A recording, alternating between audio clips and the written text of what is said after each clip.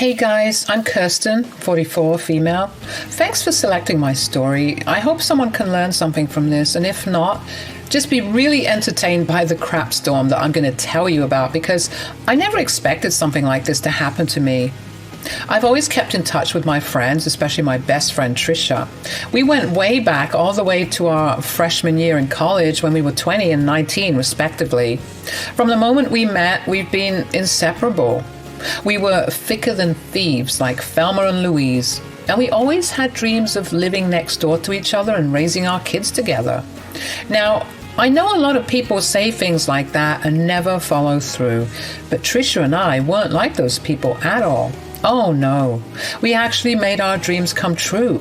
We worked our tails off through college, found great partners to be with, and eventually bought houses right next to each other, just like we planned. Soon enough, we both found ourselves pregnant at around the same time. We conceived a couple of months apart. Funnily enough, that part wasn't actually part of our vision board. But hey, it made the journey even more exciting. Life seemed to be going pretty well for us. In a way, Trisha was like my twin flame, or like a long-lost sister. We did everything together, and we genuinely loved each other. Before I knew it, the years were flying by, and with each passing day, our bond only seemed to get stronger. Our kids were growing up too, and Kyla and Ricky in particular were practically inseparable, just like their mamas. I mean, who could blame them? Trisha and I were as close as sisters, so they were kind of forced into getting along. Trisha's husband and I even placed a bet on whether our kids would end up falling in love when they grew up. Trisha and I were skeptical, thinking that it was unlikely, but life has a funny way of proving you wrong. I remember that day like it was yesterday. Trisha and I were on her porch gossiping about everything under the sun, as best friends do. Ricky and Kyla strolled up the driveway, and there was something different about the way they carried themselves. It hit me when I noticed they were holding hands. Ricky was 19 and Kyla was 18, and it seemed like that was the moment they decided to officially be together. Trisha and I were caught off guard, but apparently all their friends and even their cousins had seen it coming for a long time. Hey, you two, how was your day? Wait a minute, what's going on here? Kyla and Ricky both took a deep breath, and then they spilled the beans. Mom, Aunt Trisha, Ricky and I are officially a couple. What? Seriously? Oh, that's wonderful news. You too. I knew there was something different about the way you walked up the driveway holding hands like that. Yeah, we decided to make it official. We've been keeping it under wraps for a little while now. Looks like our husbands were right, huh? It sure seems that way, but seriously, congratulations, you two. We're so happy for you. Thanks, Aunt Kirsten. It means a lot. We were a bit nervous about how you guys would react. Sweetheart, you could have told us sooner. We're thrilled for both of you. Absolutely. You don't have to worry about a thing. We're here to support you, just like we've always been. We appreciate that, Aunt Kirsten. We're really glad you guys are okay with it. And who knows, maybe our kids will grow up together just like we did. We'll have to start placing bets on when they'll become a couple. Let's not rush things right now. Let's just celebrate this beautiful moment. Sounds good to me. Thanks, Mom, Aunt Trisha, for being so awesome about it. Always, sweetheart. Love knows no schedule. We're just happy you found each other. It was like the stars had aligned, and these two were meant to be together. Trisha and I were, of course, stoked for our babies. That was until a couple of weeks went by and the kids were on a school trip, and Trisha and I were hanging out in my home as we normally did on the weekends. Everything was going well until she said, "Hey, Chris, what's up? Do you ever think about our kids and whether they should actually be together?" What do you mean? Oh, never mind. I didn't mean anything by it. Of course, I wasn't buying her BS, so I kept pressing. But she kept on dodging my questions, acting like everything was okay and that she didn't have any concerns. But I knew my best friend, and I knew she was hiding something. She even made up some lame excuse to go back home, cutting our tea sesh in half. I didn't know why she was hiding it, but every time after that, when I asked her about it, she would brush it off and say that there wasn't anything to worry about. So I decided to let it go. As the years passed, Trisha's concerns became more apparent during family gatherings. Her discomfort whenever Kyla and Ricky were being super cute and lovey-dovey raised red flags in my mind, and I couldn't ignore the signs any longer. And it bothered me that she was hiding something. Okay, Trisha, I've let this go on long enough. Is everything okay? Yes, everything's fine. Why do you ask? Come on, Trisha. We've been friends forever. I can tell when something's bothering you. Is it about Kyla and Ricky? What? No, not at all. Why would you think that? Cut the crap, Trisha. I know you better than you know yourself. There's tension whenever Kyla and Ricky are around. What's going on? I don't know what you're talking about. Everything's fine. Trisha, we're way past pretending with each other. Tell me what's really going on. I can sense your discomfort. Kirsten, honestly, there's nothing wrong. I'm happy for Kyla and Ricky. Why would I have a problem with them? Don't play dumb with me, Trisha. We've been through too much together. If there's something bothering you, you can talk to me. Is it about the past? Are you struggling with something? Kirsten, really, I appreciate your concern, but I'm fine. Kyla and Ricky are great together. End of story. Okay, Trisha, if you say so, but just remember, I'm here for you. We've faced challenges together before, and we can do it again. Don't shut me out. I know, Kirsten, I appreciate your support, but seriously, there's nothing to worry about. So I left it at that. I mean, what else could I have done? I was also getting kind of sick of constantly asking. Time passed and Trisha's unhappiness just kept growing. Every family get-together turned into a struggle with her barely hiding her annoyance whenever Kyla and Ricky showed their affection. It was like she couldn't stand the sight of their happiness. Then Thanksgiving came around and I could say that was the beginning of the end. During Thanksgiving, with the delicious aroma of turkey filling the air, Ricky and Kyla dropped the big news. Kyla proudly displayed her engagement ring and the room buzzed with excitement. Everyone, that is, except Trisha. I kept my eyes on her, expecting her to share in the joy, but her face said otherwise. No smile, just a scowl as if the news were a personal attack. I tried to shake off the awkwardness, focusing on the celebration and appreciating the news. But as the night went on, Trisha's discontent lingered. She even said she had to leave early because she had work, which shocked Ricky and her husband because they thought that she was going to be free and they didn't know about any work emergencies she had. Honestly, I preferred for her to not be around because her vibe was like a cloud over the festivities, and I couldn't ignore the growing strain. Ricky and Kyla were oblivious to the tension, absorbed in their happiness. Of course, they quickly recovered when Trisha made things awkward by wanting to randomly leave. But I was feeling super uncomfortable. Why was my best friend acting like this?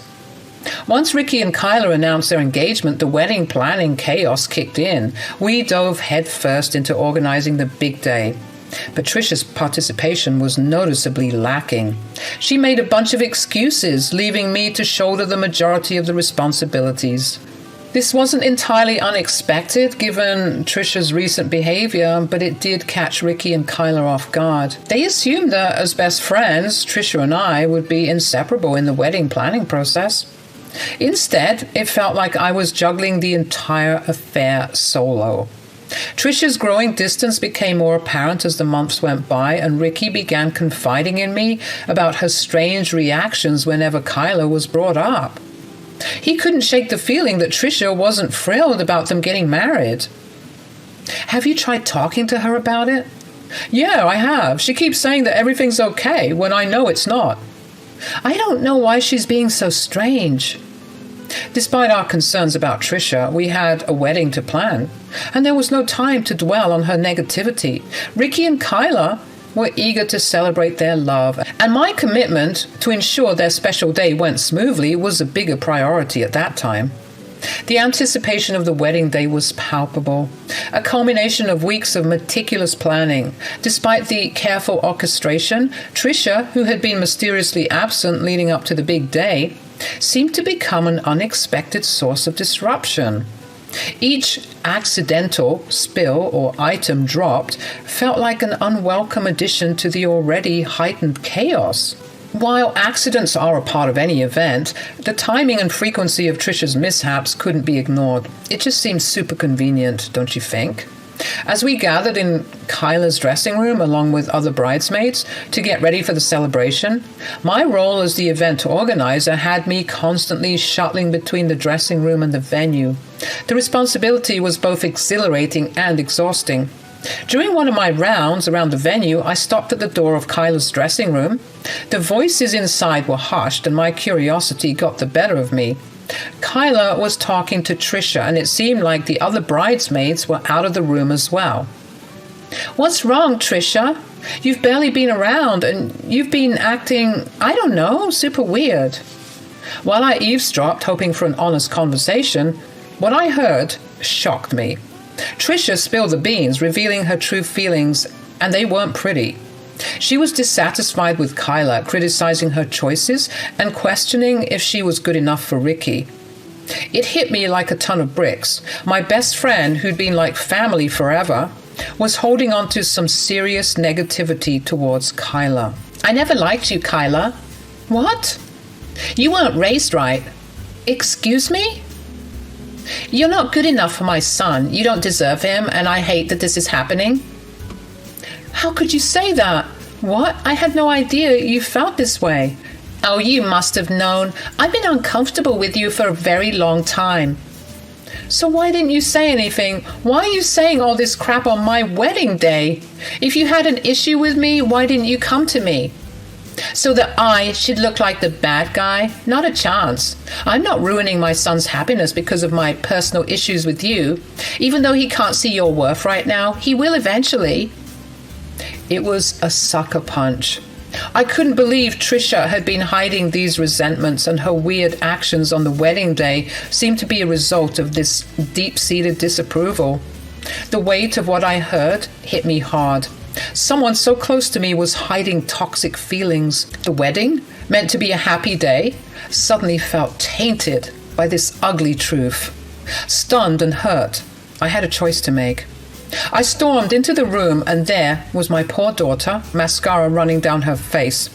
Seeing Kyla in tears infuriated me, and I couldn't hold back. I let Trisha have it, demanding to know what the heck her problem was. I was boiling with anger, feeling betrayed and hurt by someone I considered family. "What the hell are you saying, Trisha? What is wrong with you? Did you hit your head or something?" Trisha looked taken aback, probably not expecting me to burst in like that. I didn't care. I needed answers. The room was tense and everyone else in there was quiet, probably shocked by the sudden confrontation, but I didn't care about that either. All that mattered was getting to the bottom of this mess and figuring out how to salvage what was left of the wedding. "Trisha, what the hell is going on? Why is my daughter crying on her wedding day?"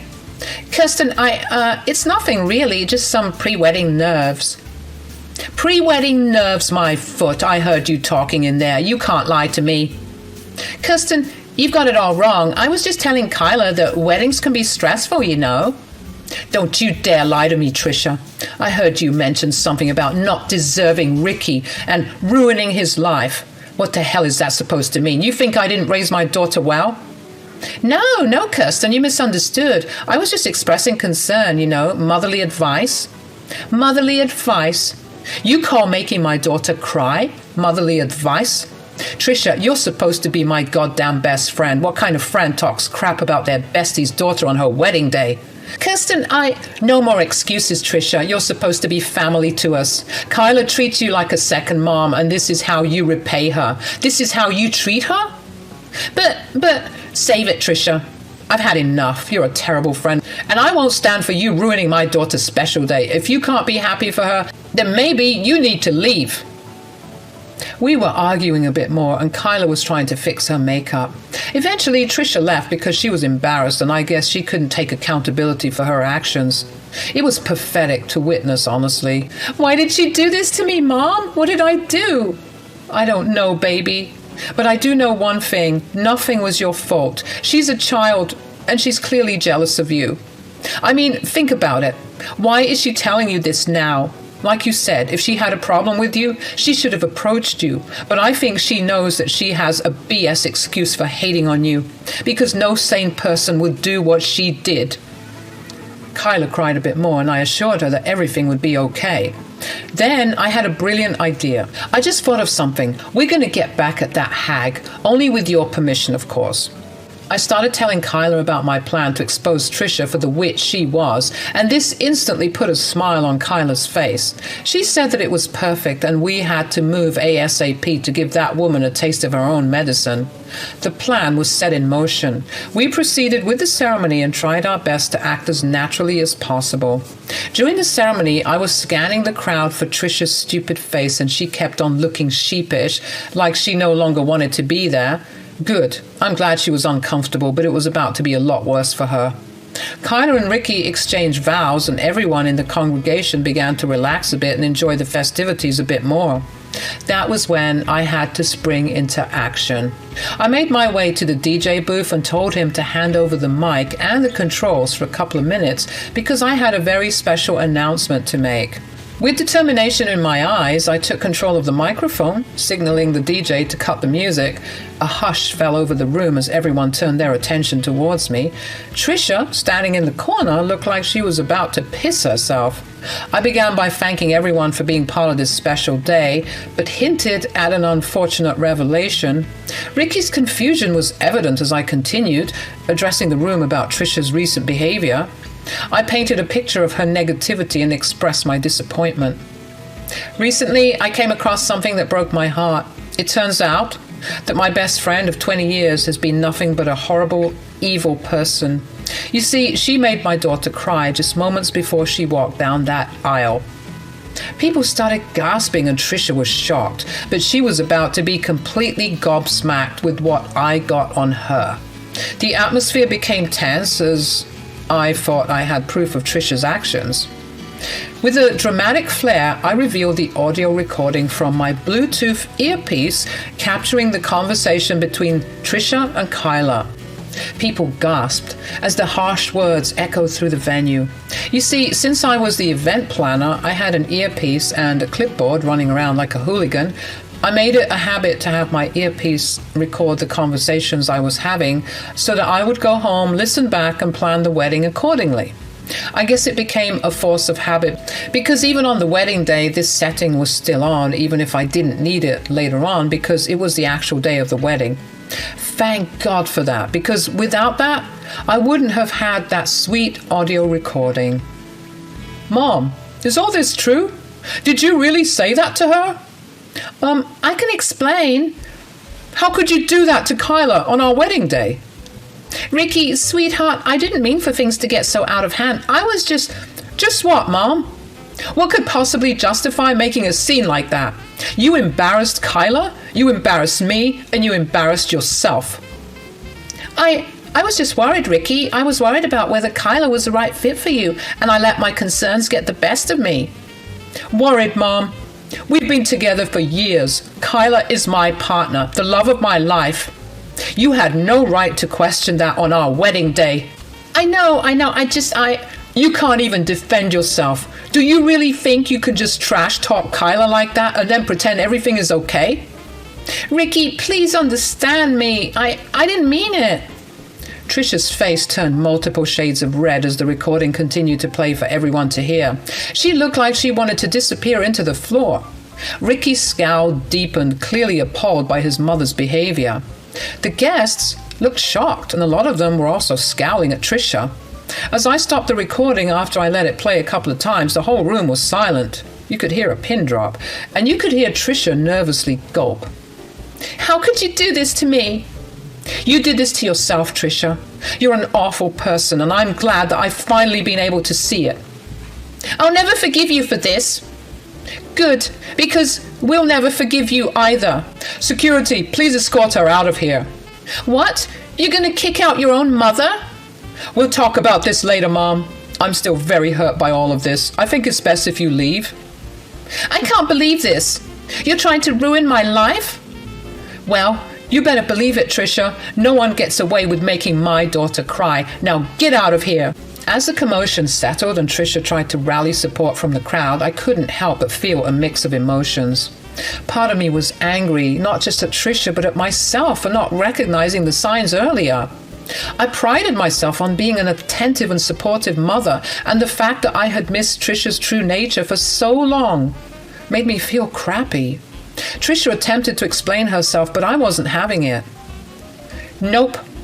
You had so much time to talk to me about it, about everything, about whatever it is you can't seem to stand about my daughter. You don't just get to speak about it now that you're in hot shit. Get out of here. Kyla, Ricky, and I will hear you out when we are ready. She literally had months to come clean about whatever it was that was bothering her, but she chose to do it on a day that was meant to be filled with joy and happiness. So she could hold on to her excuses for a bit longer because we were determined to get rid of all the bad vibes and continue with the festivities. Finally, feeling defeated, that's when Trisha decided to not embarrass herself further and cooperate with the security guards and leave. Despite feeling stupid for not seeing through Trisha's facade earlier, there was a strange sense of relief in finally understanding her true colors. A person who deliberately tries to sabotage a wedding, especially one involving their own family, is someone with a serious lack of decency and empathy. The wedding continued once Trisha had left the party, although there was a bit of awkwardness. The happy and fun energy of Kyla and Ricky helped lift the spirits. The couple was glowing, and their genuine love for each other overshadowed the crap that Trisha had attempted to throw on this special day. Hours had gone by, we were still enjoying ourselves, and Trisha had the audacity to reach out to me through calls, but I declined each one. I sent her a firm text, making it clear that I wasn't ready to talk to her. The audacity to harm my daughter on such a significant day was unforgivable. Even Trisha's husband was visibly upset. He chose to leave the wedding early, presumably to have a serious conversation with his wife. I couldn't predict how things would go, nor did I particularly care. My focus was on supporting Kyla and Ricky, ensuring that their wedding day, despite the hiccup, remained a cherished memory for them. As the night went on, I couldn't shake the anger and disappointment in Trisha's betrayal. I promised to protect my daughter from any future harm, even if it meant cutting ties with someone I had considered a best friend for years. Trisha had chosen her path, and I had chosen mine, one that prioritized the happiness and well-being of my family over toxic relationships.